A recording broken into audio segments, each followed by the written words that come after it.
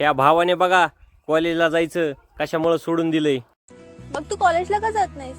एकाच शब्दाचा अर्थ प्रत्येक शिक्षक वेगवेगळा सांगतात.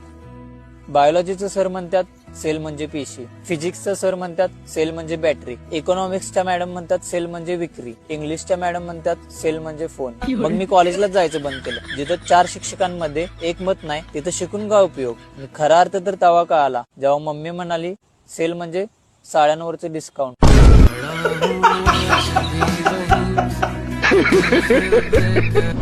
बरं, तुला 10वीला किती पडले? त्यावरून समजेल की तू अभ्यासात किती हुशार आहे. 35% काटाव पास. 35? तुला?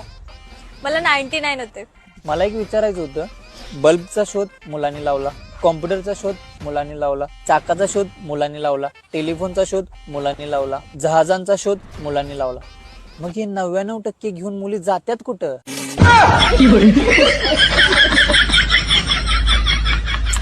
बरं ते जाऊ दे, तू कॉलेजमध्ये कोणाला सेट केलंय की नाही?